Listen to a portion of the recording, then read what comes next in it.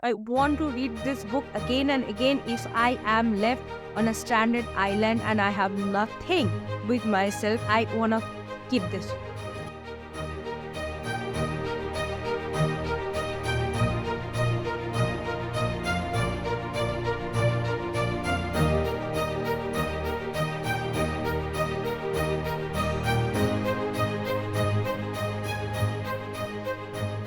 Hi guys, we are finally in 2024.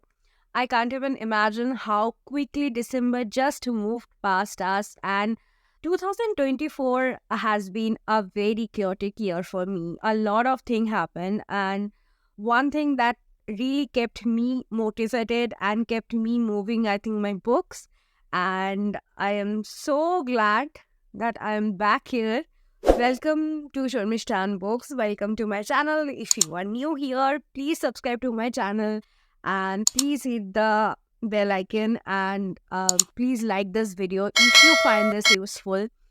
So today's video is about 11 books that I have read last year in 2023, and I just want to recommend them to you. I just want to talk about them. So if you're wondering why I have this really weird voice, it's because I had a bad cold last week, and for the last couple of days I could barely talk. And here I was actually thinking about planning about all the videos I'm gonna do in January, and I had so many videos planned. And ma'am, I had this thing, this sickening cold that just ruined all my plans. And today I am making the first video of 2024, and I'm gonna sound like this. So please bear with me and just pray together that no violent coughing episode starts during shooting this video. I have 11 books to talk about, and I just want to start with my favorite one. It's not my favorite book of 2023 or by the author, but this author is my all-time favorite author, and you have guessed it right. I'm talking about Agatha Christie, and I'm talking about And Then There Were None. I have read 3 Agatha Christie books last year, and I really enjoyed And Then There Were None. It's about 10 people who are unrelated. They get invited to an island. It's a secluded island, and they are invited by the same guest. They don't know each other apparently, but sinister things start happening. It's a locked room thriller, and I think I wanted to enjoy it, but I don't know. I have read better books by Agatha Christie. I just love the vibe of this book. Definitely a secluded island, rainy season, stormy weather, and unknown murderer, serial killing. Okay, I am sold. But I don't know. I have read better books, as I have told you. But I really loved it. And I think if you are entering into the canon of Agatha Christie's work, I think you would love this one. And you can start with this book because this is a standalone. This is not a Poirot or Miss Marple story. It's a thriller, and you can just get into it without knowing anything before. So it is fun. It is very fast paced, like any Agatha Christie thriller, and I just kind of predicted the murderer, and that just ruined my experience. But yeah, I would definitely recommend Agatha Christie book. This is a page turner. So if you are in a reading slump for a while, I would definitely recommend this one. Next, I have a really interesting one, and this is The One by John Moores. I love this thriller. Oh my god. This is worth every penny. This book follows 5 characters who are matched by DNA tests. So there is an app which helps you to find your true soulmate by DNA testing, and it claims that there is only a single person, the one, for everyone on this planet. So we follow these 5 characters who will get matched with their soulmates, and then things will get really dark, and there is a serial killer who is actually matched with a police officer who is investigating a serial killing case that is connected to this man. So I am not going to reveal anything more. You have to give it a try if you are a thriller fan. I'm not drawn towards thriller. Fast-paced thriller is not my thing. I tend to like mystery more, but I definitely enjoyed this one because this is seriously very twisted and unique. In each chapter, we follow each character, and then after fifth chapter, we again follow the first one. So the story goes this way. So it's a very interesting style of narrative. This book kept me awake for 2 nights, and I have finished within 48 hours. This is so good. Next, I have another interesting book which really surprised me because this came with my blinded with books, and this is House of Hunger. I love every little thing about this book. This book is apparently a vampire story. It follows an aristocrat society which thrives on blood. And we follow our protagonist who goes to this mansion called House of Hunger to work as a blood maid. And in this universe, a blood maid is kind of a mistress, but she actually donates her blood for the person she is appointed to. And here, this girl is appointed to a duchess, and she is very sick and she needs this girl's blood. And it is such an amazing commentary on class. I was not expecting that from this book. I was just here to enjoy all this gothic vampire story, but it's so deep. And the book also tries to delve deep into the relationship dynamic of people who are abused and manipulated for a long time by their partner. So it's dark. And it's such a great pleasure to see this type of book dealing with such important topics, such important social issues with so much delicacy, and also without ruining your reading experience, because at the end of the day, it's a vampire story. It's a thrilling tale, and it's sinister, it's bloody, but it's so good.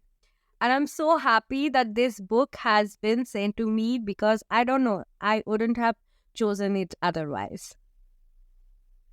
Next, I have The White Castle by Orhan Pamuk. And this is my first Orhan Pamuk book, and this is Orhan Pamuk's first Orhan Pamuk book. Okay, let me do this again. It's his first novel, and I loved it. I really loved it. There is something so beautiful about Orhan Pamuk's writing. It's very, very poetic. It's poignant. This follows a very difficult relationship, very unique relationship between a man and his slave, and this duo's dynamic will change eventually. They had this really one-of-a-kind connection with each other. It is really hard to explain because they are not like master and slave. They are not like friends. They are not like lovers. They are not like colleagues. They are so much like each other. At some point of time, they will start resembling each other. They will start completing each other. They will complement each other's existence. And it's a philosophical take on how our brain works, how we find similarities, we find resemblance in other soul. And there are so many things that this book talks about. And even this relationship is not perfect. It's sometimes so intense, it gets abusive, but it's very real. I have never read something like that, and I really want to explore more of his work. So this is Orhan Pamuk's The White Castle. Now I want to talk about some of the beautiful classics I have read in 2023, and I would start by mentioning the first classic that I read in 2023, and that is Sons and Lovers by D.H. Lawrence. You can't really see the cover because this is a really old second-hand copy, and I got this book from a kind bookshop owner who just gifted this book to me for free. I was looking for this book in the second-hand section, and I couldn't find any copy except this one, and I didn't want to buy this one because of the condition of this book, and he said that I can actually take this with me for free because he can see how badly I want to read this one. So he said once I'm done with this book, I can just go to him and replace this book with another one and pay for that one. So he is so kind, and I haven't been to the shop after that. So once I get a chance, I would definitely return this one. It's a great D.H. Lawrence is really good at writing complex relationships, sexuality, and adolescence. Um, he's the best. And here we follow Mrs. Morrell and his son, Paul, and their really complex, codependent relationship, which is so toxic. And it just hurts me to see Paul caring so much about Mrs. Morrell, or she getting so insecure about his independence and his life. And I can see why it's happening. It's frustrating from the third person point of view, but I can really understand what's going on there. With this type of codependent relationship, it gets really difficult for other people to enter into this dynamic. So it's a chaos, and I love a chaos.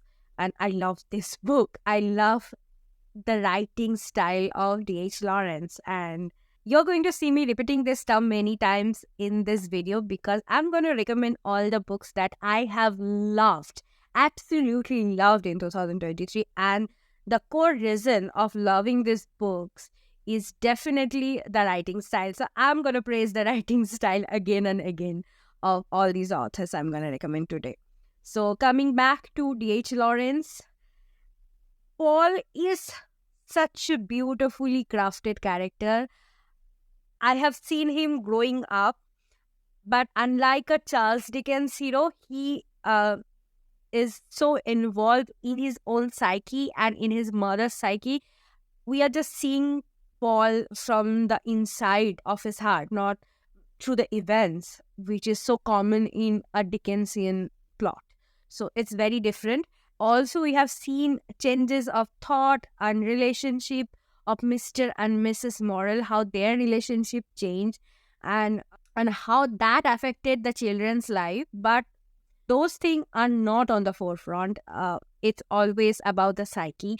It's always about what's going on in the mind. And that I really love reading about. I just love when we get to see the mind of our characters. And this book really did it. And it's so sad. Sometimes this book is really sad. This book broke my heart. But I love a good cry when it's caused by a great classic. So please read Sons and Lovers. And I have to return this one, though I have kind of become fond of this one.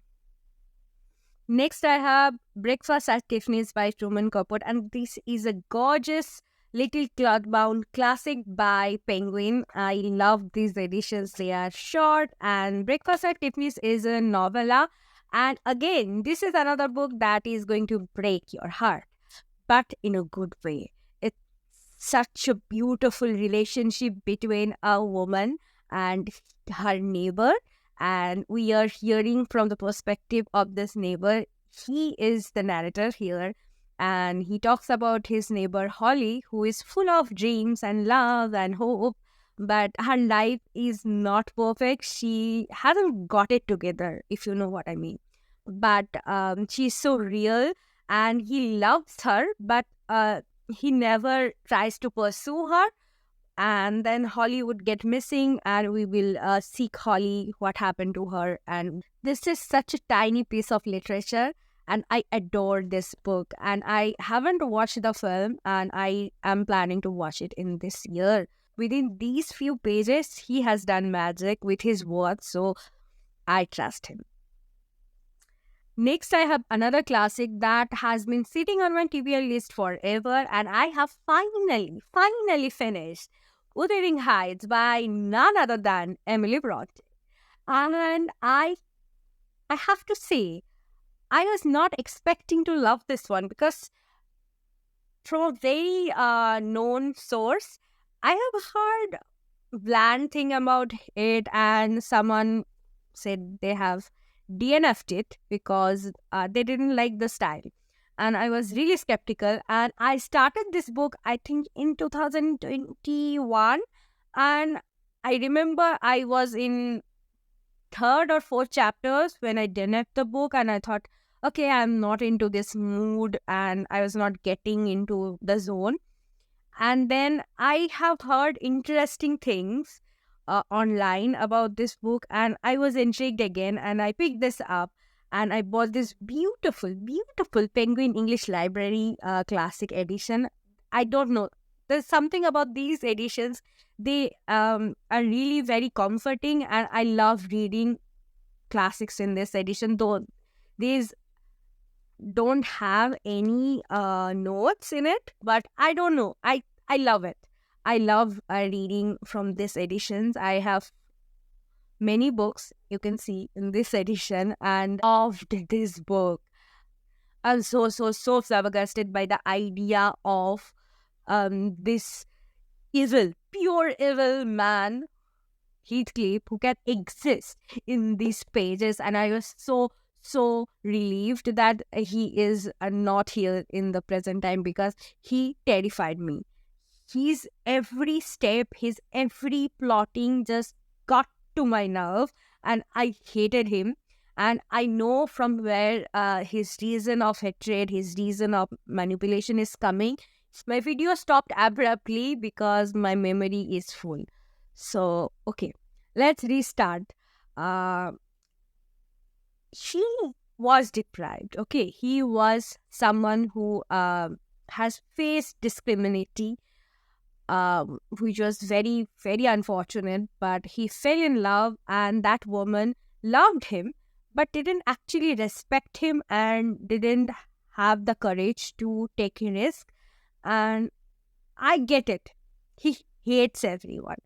But the way he takes revenge, it's something else. And he is so real, yet he is so distant. It feels impossible. It just feels impossible to read about a character who feels like he can be someone next door. And again, he feels like so different than other persons, other people I have seen. Those of you who haven't read it, please do me a favor, do yourself a favor and read this one. I really love the narrative style, because again, it's from the multiple narrative perspective. In the beginning, we follow Mr. Lockwood, who will go to meet his landowner. He is a new tenant, and he will meet Mr. Heathcliff. And from his perspective, we get to see this weird, uncanny man who is not very cordial, who is not very welcoming. But then we meet this housemaid, the woman who has been living at the place for a very long time. And this seems such a clean and clear plot. But there are so many layers, and I have read somewhere that more you read Wuthering Heights, you will realize all the meaning and all the hidden symbolism in this book. And I really love the atmospheric gothic vibe of this book, which I don't know why I didn't actually enjoy it when I first DNF'd it. But I really love this moor, jungle and everything. It's beautiful. And I really want you to read this one. Next, I have a short story collection by Gabriel Garcia Marquez, and it's a collected stories. It's a Penguin edition, and it is also a second-hand edition. And though I haven't finished this book, but I really wanted to include this in my recommendation list, because I want you to read these stories, guys. Each and every story is very, very unique, and they are very unusual. And Marquez has a really mesmerizing way of presenting his characters. These characters are very colorful, they're vibrant, and they're very different than people we see on a regular basis, in terms of their moral values, in terms of how they feel, how they react, how they talk. They are very extraordinary. And these stories are very simple. These are very simple short stories, but every story has a very distinct hidden meaning, and that meaning is so loud and clear.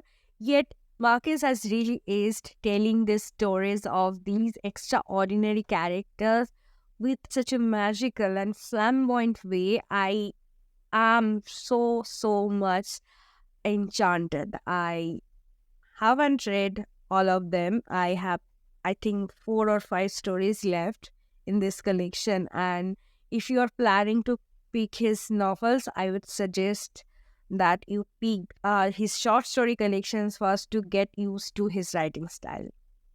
Next, I have Mulkraj Anand's Untouchable, and this is part of my syllabus. I'm so shocked to discover that many readers around the world haven't actually heard about him, and that's really sad because he is such a great, powerful author of pre-independent India. This book is forwarded by E.M. Forster, my another favorite author of all time. I love E.M. Forster, and I actually underline almost each line in an E.M. Forster novel because he is a genius. Coming back to Untouchable, it's about Baka, who is a sweeper boy, and in India, from where he comes from, that caste, that community is considered untouchable. Like upper caste people don't actually touch them, or they just want to do nothing with them, and this is a very, very sad and frustrating discrimination that is shockingly still present in India at some places, mostly in the rural areas. And this discrimination, this caste system is so deep-rooted, it's so rigid, and also we are talking about pre-independent India. We're talking about colonial India. And at the time, Christian missionary tried to manipulate these people from lower caste who are Hindus. And but at the end of the day, we can see that no one actually cares about these people. No one actually cares what they are going through, and the people who are from this underprivileged class, who are deprived of even drinking water, nobody cares about them. Everybody is busy trying to bank their discomfort. And Untouchable is a political masterpiece. Everybody should read this book. This is strong yet sensitive, and that's what I love about Mulkraj Anand's writing. And I just want to read some lines from E.M. Forster's preface because he just beautifully summarized the essence of the book. Untouchable could only have been written by an Indian, and by an Indian who observed from the outside. No European, however sympathetic, could have created the character of Baka because he would not have known enough about his troubles. And no Untouchable could have written the book because he would have been involved in indignation and self-pity. Mr. Anand stands in the ideal position.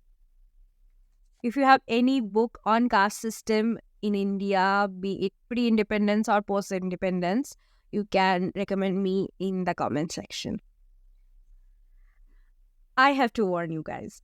The next recommendation I have for you is a book that really shattered my heart. It broke my heart into 1,000 pieces, and I'm grateful it did that. Because this is by John Steinbeck. This is Of Mice and Men. And I don't know, this is such a lovely book. It made me sad at the same time. I'm so thankful that I read this one, and I want to read this book again and again if I am left on a stranded island and I have nothing with myself. I want to keep this one. This is, I don't know, this just moved me in a way that for a very long time no book has ever done. And this is a story about brotherhood. This is a story about belonging, about a dream of future, of hope. And hope is such a dangerous thing. And I'm not just quoting Shawshank Redemption. I'm just so, I don't know. Whenever I talk about this book, I get so emotional. It's something else. I want to read more John Steinbeck books. I want to read East of Eden. I want to read Grapes of Wrath. I want to read everything he has written because, oh my god, this man can make you howl like a baby. And if breaking heart with words can be possible, then those words were penned by John Steinbeck. Because this man is something else. Please, please, please read this one. You will understand, you will realize how important words are, how important fictions are. And just, I want to read these lines from the back because it's from the book. Guys like us that work on ranches are the loneliest guys in the world. They got no family. They don't belong no place. Okay, I have started with Agatha Christie and I'm gonna end this video with Agatha Christie because that's the only way I can pay my tribute to her. The book I'm talking about is Absent in the Spring, and this is one of those Agatha Christie books that are not mystery books, and that's why she didn't actually use her real name. She used Mary Westmacott, her pseudonym, and these are mostly romance, drama, and this is not a romance, this is a drama. And God, she can write drama with so much poise and so much control. Even though it's not a mystery, I couldn't stop reading this book. I can remember just reading it and just seeing this character, recognizing truth about herself, just discovering herself, seeing herself in a different light. And I can recognize it's penned by Agatha Christie. I can recognize archetype Agatha Christie character in a drama. It's sort of difficult to keep you hooked, but she has done it amazingly. It follows a character who is so self-assured, who knows that she has done everything right. She sees herself from a very superior position, and she sees that without her, her entire family would have fallen apart. And then suddenly she will get time to think about her past, whatever she has done, and she will recognize so many things, so many moments where she has been absolutely wrong and she has ruined lives of people. And it's a great, great joy for a reader to see a sorted narrator, a sorted character to go from this sane place to complete insanity and just become unhinged in self-loathing and hatred. Okay. It's a treat. You are in for a treat. I just want to wear a t-shirt which says, "Never doubt Agatha Christie." That's it. No matter in which genre she is writing, you are going to get hooked, my friend, because she knows how to write a great drama. Love it. So these were all the 11 books that I want you to read in 2024. So please, please include these books in your 2024 TBR list. And thank you for staying and thank you for watching this video till the end. I'm so grateful to you guys.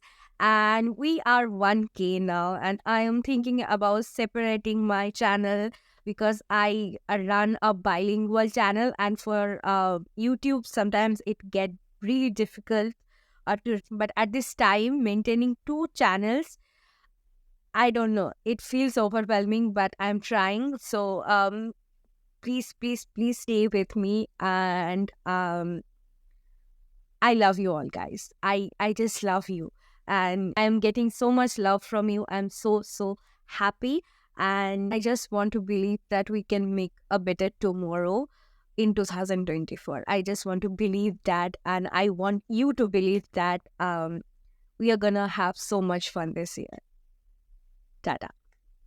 Stay healthy, stay safe.